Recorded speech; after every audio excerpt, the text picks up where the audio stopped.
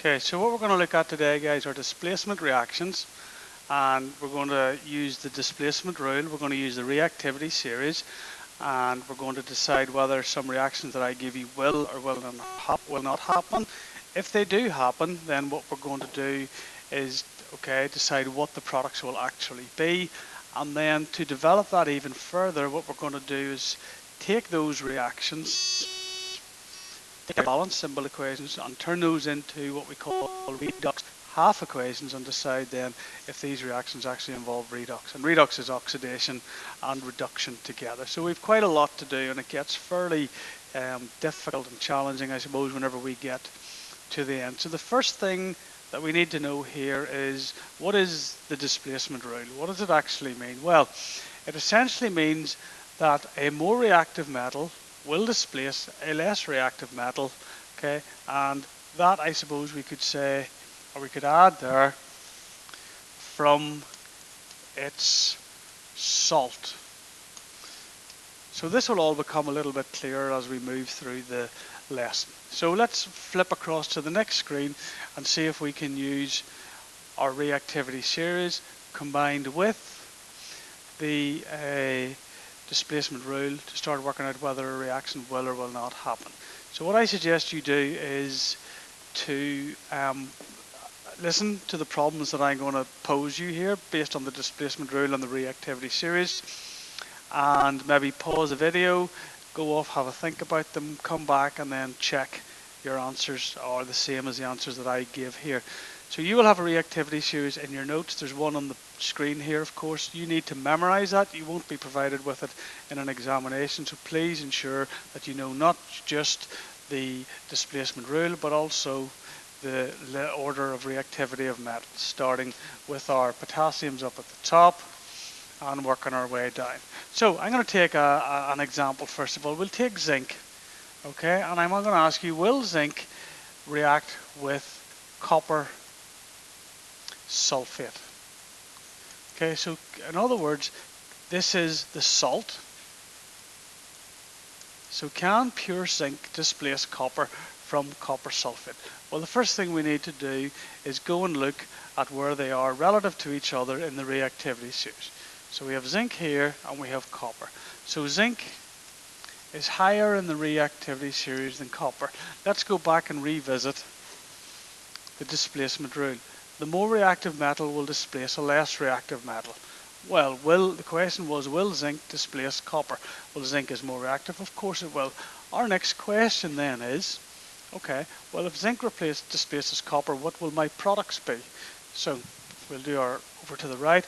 Well, zinc will displace the copper. The copper is with the sulfate, so the zinc will displace it, so the zinc will take its place in the sulfate. So we get zinc sulfate, and now we get pure copper. Now, the next question the examiner might ask you is, all right, well, what will you see here? What will actually go on?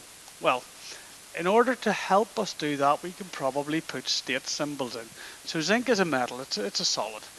Copper sulfate will be a solution. I didn't say that at the start, but the examiner will give you guidance and tell you that that is aqueous, or they'll say zinc sulfate, copper sulfate solution, something like that. Copper sulfate, if there's water around, it's soluble, it will also dissolve. And copper itself is a pure metal, it's used in water pipes, it is most certainly not soluble. So let's see if we can use the state symbols and our understanding of these compounds and elements to work out what we would actually see. Well, let's go. First of all, zinc. If we look at it, goes from a solid here to aqueous. So that means that the zinc will dissolve or disappear. Okay, it'll turn into a colorless solution. So zinc disappears and it forms zinc sulfate, okay, is a colorless solution. Okay, that's fine. Let's look at what happens to the copper sulfate. Now, you have met copper sulfate many, many times in your chemistry career, whether you know it or not, you certainly have. Okay, and copper sulfate is a blue solution. Okay, so it's a blue solution, and I've already told you or alluded to the fact that zinc sulfate is a colorless, and I just write C, possibly LESS, solution. So what's going to happen there? Well, hopefully you can work out if it goes from a blue solution to a colourless solution. We need to tell the examiner that it goes from a blue solution to a colourless solution. That is, of course, an observation. Now, the likelihood is that it won't go completely colourless. The blue solution will probably fade. That's the most likely thing, but either of those would be acceptable answers for your GCSE. What else happens? Well, copper is made. Pure copper is made, and we should know that pure copper is a pinky red metal. So, next thing that we get is we get a pink brown solid. We can't tell that it's copper, we can't tell that it's a metal, so we'll just call it a solid. Remember, we're describing to the examiner what we will actually see inside the test tube. Okay, now we can't tell from the equation, but these reactions, if you remember your energetics notes, are exothermic, so you would also get some heat produced. And those are pretty much all your observations. Now, I'm going to put up a couple here of potential reactions. You're going to pause the video, tell me will the reaction happen or will it not happen. If it does happen, you're going to say what are the products, and then you might go on ahead and say what would you actually see. So let's see what we'll put up here. Okay, so we will go for iron and magnesium chloride. Okay, so you could pause the video now.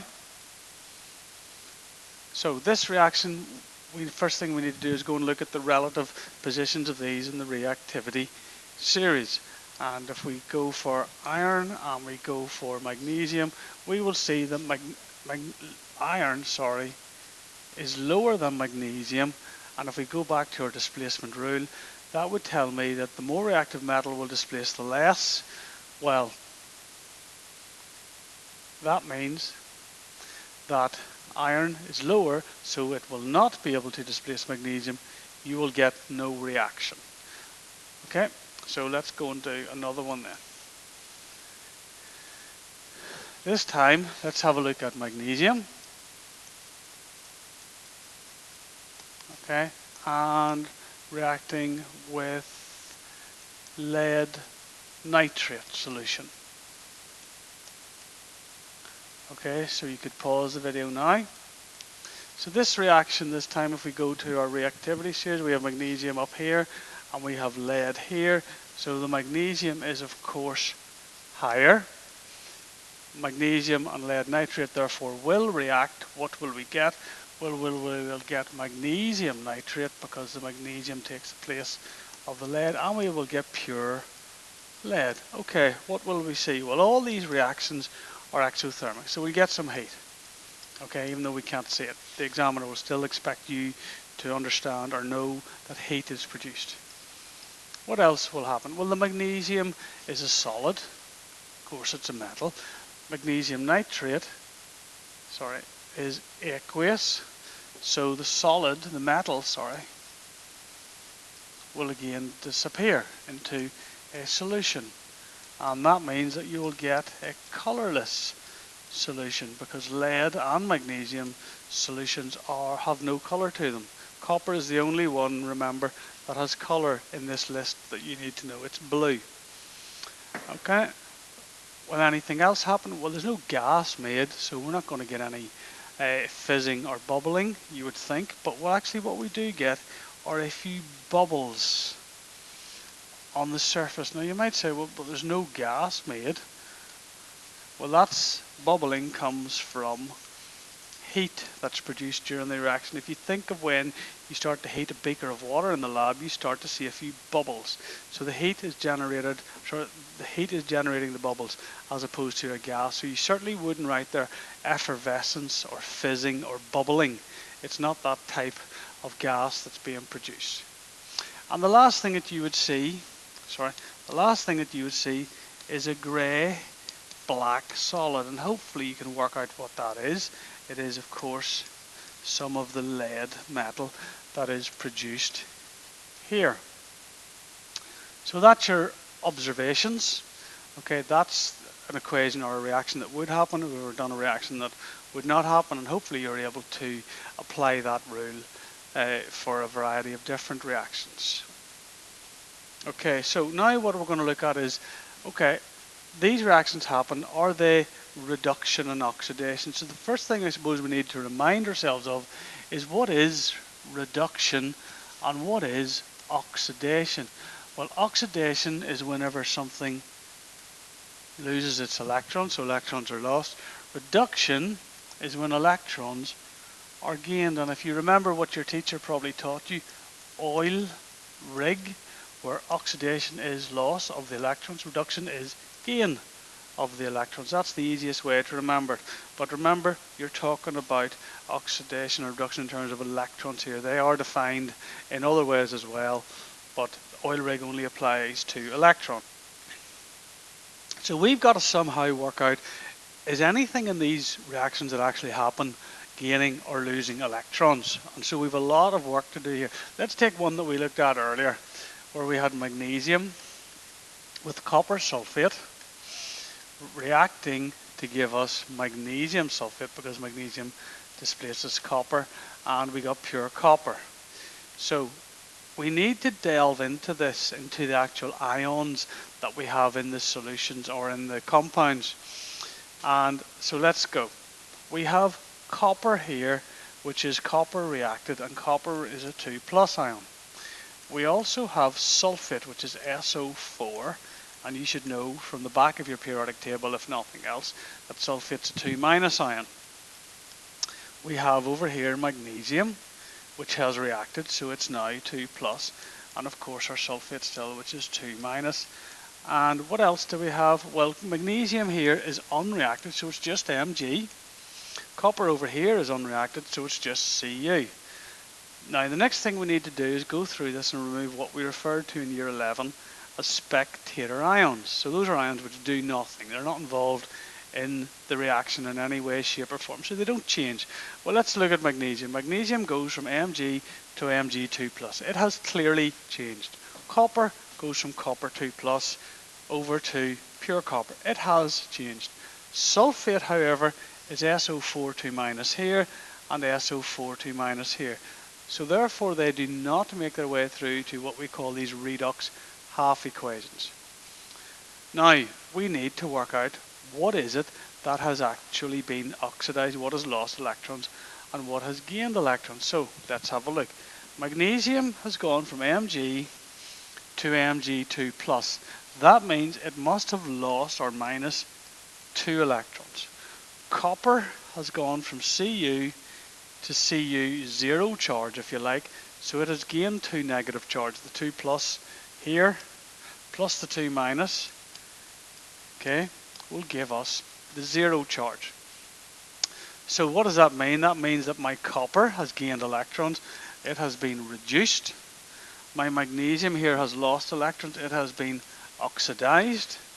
Now I need to split these up into two, what we call half equations. Half equations tell the story of which thing is being oxidized and the other what is being reduced. So let's do an R for reduction. So what is being reduced? Well, my copper 2+ ion is. How is it being reduced? It's being reduced because it's gaining 2 electrons, and what does it turn into? It turns into a copper. There you go, it's being reduced. Simple as that. Oxidation. What's being oxidized? My magnesium is. How is it being oxidized? It's losing 2 electrons, so we show over on the right hand side now plus 2-, which means the electrons are now separate from, what does it make? 2+. And there we go, we now have what we refer to in chemistry as redox half equations, excuse the shorthand. And this would be worth about 5 or 6 marks in a GCSE question, a lot of marks. And the last thing you would say to the examiner is that reduction and oxidation are both occurring simultaneously, therefore it is of course redox. Okay, I'm going to put on here a worked example, and you can pause the video, do it, come back and check. Okay, so the worked example that we're going to use to hopefully allow you to understand redox is we will take zinc and we will react the zinc with, let's say, lead nitrate. Okay, what does that give? Well, hopefully we're able to realize that zinc is more reactive than lead, so we will get zinc nitrate and we will also get lead. Next thing we need to do is we have to be able to write our balanced symbol equation. So zinc is Zn, lead, and we'll just say lead 2, okay, is Pb, nitrate is NO3. If you remember, lead is 2, so it's got a combining power of 2. Nitrate is -1, so we need 2 of them. That gives us zinc nitrate. Zinc is always combining power 2, nitrate always combining power 1. So again, we need 2 nitrates, and we get pure lead. So we have to split these up into the ions. So let's go to step 2. The ions, we know that lead is Pb and it's a 2+. We know nitrate is NO3 if we go to the back of the periodic table, and it is -1. Now we have 2 of them. We know we have zinc, which is always 2+. Again, we have 2 nitrates, 2 NO3 -1s, and we have lead. Okay, what do we do with the zinc? Well, the zinc is just unreacted, so it's normal zinc. Let's go through it and pick out our spectator ions. Okay. Has zinc changed from here to here? It has. It's become a +2 charge. Has lead changed? It's got a +2. It's become 0 if you like, but we don't put the 0 on. Nitrate is NO3-, and it's NO3- here. Now, next thing we need to do is work out what's getting oxidized and reduced. My zinc has gone from zinc to zinc 2+. That means it has lost 2 electrons, and it has been, of course, oxidized. My lead has gone from Pb 2+ to Pb. It must have gained the 2 electrons taken off the zinc. Okay, therefore it has been reduced. Next step, let's go down and put them into their half equations. So we have our reduced and our oxidized. Our reduced substance was our lead, which started off at Pb2+. It must gain 2 electrons to become lead, which is 0 charged. Our next one then is our zinc. It turned into Zn2+, and it must have lost 2 electrons, so we represent that by putting a plus between that to show the electrons are now separate from it. So both of our oxidation and reduction are occurring simultaneously. We have a redox reaction therefore. And again, guys, that's worth a lot of marks. You can see there's a lot going on there in terms of chemistry. So please study these carefully to ensure you pick up as many marks as possible. I hope that helps and that you have a good handle on what displacement reactions are, how to predict the products, how to write the equations, and then how to prove that that chemical goings on, if you like, are indeed oxidation and reduction, therefore redox.